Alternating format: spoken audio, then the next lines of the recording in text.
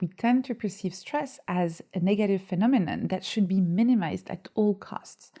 In fact, a common misconception is that stress is inherently bad. But stress is just your body's response to external challenges. Depending on the particular stressors and your reaction, stress can be detrimental, which is called distress, or beneficial, which is called eustress. The prefix dis in distress has the same root as words like disconnect and dissatisfaction. The prefix eu in eustress, on the other hand, has the same root as words like euphoria when you're really happy or eulogy when you praise someone. So, distress literally means bad stress, a negative cognitive response to stress, and eustress means good stress, a positive cognitive response to stress. To remember that stress can be good or bad, it's helpful to think of it as Dr. Jekyll and Mr. Hyde. Dr. Jekyll represents the controlled positive side of stress, so eustress, while Mr. Hyde represents the uncontrollable negative side of stress, distress. So what happens in the brain when we experience distress or eustress? When you experience distress, your amygdala becomes activated. This activation is an evolutionary response to perceived threats, which prepares the body for a potential fight or flight response. It stimulates the release of stress hormones, and in particular cortisol, which triggers symptoms like a rapid heartbeat, faster breathing, and muscle tension. It's really fine to experience a little bit of distress from time to time, especially in actual situations of danger. But it can also have a terrible impact on your productivity, your creativity, and your mental health. Your brain goes into overdrive mode and it makes it hard to focus and do the things that matter to you. On the other hand, when you experience eustress, the brain operates differently.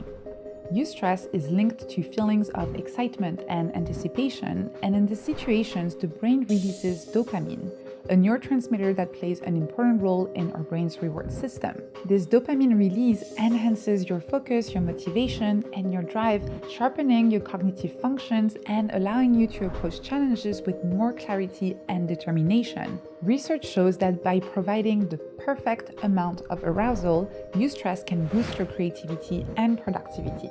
Basically, when you experience eustress, you're pushed to do your best. In short, distress is when we perceive stress as a negative threat, while eustress is when we perceive it as a positive challenge. In terms of emotions, distress creates anxiety, while eustress nurtures your curiosity.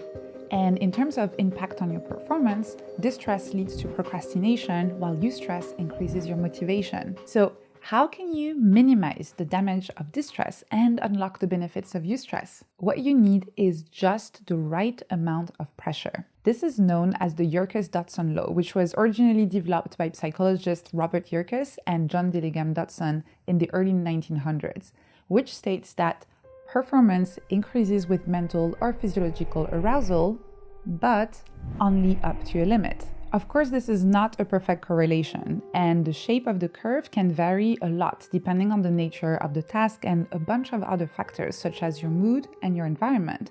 But it shows that it's a bit of a balancing game. And if you manage to strike that balance, eustress offers many benefits, especially for ambitious people who enjoy an interesting challenge. For instance, eustress can make it easier to attain a state of flow. In fact, researchers have described flow as the ultimate eustress experience, the epitome of eustress. When you're in flow, you're focused on the challenge and fully present. You become so absorbed in what you're doing, you lose track of time and you can effortlessly ignore external distractions. Eustress also improves your resilience.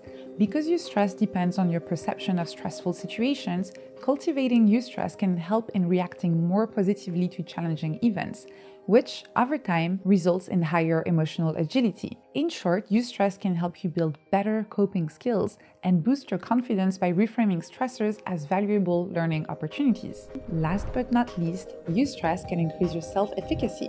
Your self-efficacy is your judgment of how you can carry out a task or take on a specific role.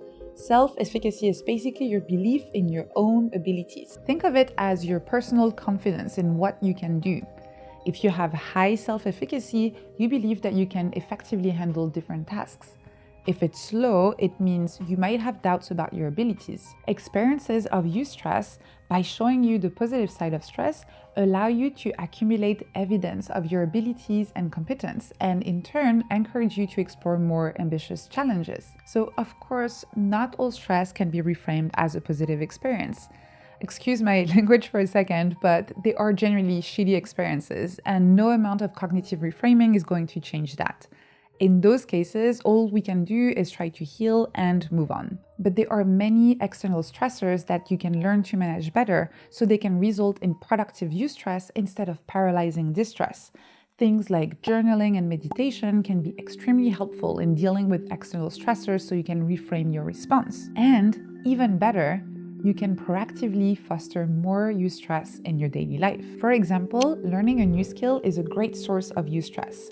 Working hard to learn something new and going out of the comfort zone of your existing knowledge can create just the right amount of challenge. This is especially true of self-directed learning, where you stay in control of the learning journey so it doesn't become distressful. Taking on a new project is also a great source of eustress. Whether it's at work or it's a personal hobby, diving into something new and exciting can push your boundaries in a positive way. This is also why it's quite common for things like receiving a promotion or moving teams to create the good kind of stress. There's also public speaking. I know it can be nerve-wracking, but successfully delivering a speech or a presentation can be a great source of eustress and boost your confidence by providing a sense of accomplishment. And finally, putting yourself in situations where you meet new people is a great way to add more eustress to your life. You could host a little dinner or go to an event or maybe volunteering. It doesn't matter how, but forming new relationships is both nurturing and challenging in the best kind of way. There are many other potential sources of eustress, such as playing competitive sports or some challenging video games, participating in a tournament, changing jobs, or even having a complex but constructive debate with someone. It's different for everyone, so I really encourage you to proactively experiment and try to find your own sources of eustress. The key here is to make sure you have space for self-reflection and that you practice metacognitive strategies like journaling and note-taking. Try different activities and then write down how it felt. If you visualize that balance between distress and eustress, how do you rate the experience? You can even draw it as a simple line and put a cross at the level that corresponds to your experience of stress for that specific activity. If you already have a journaling practice, it's a very simple tool you can add to it when reflecting on stressful situations you've experienced recently. And if you only remember one thing from this video, is that not all stress is bad, and stress can actually be a healthy source of motivation as long as you find your own positive stressors. If you enjoyed this video and want to keep on learning about how your brain works and how to make the most of your mind, make sure to like and subscribe. Squishy, squishy!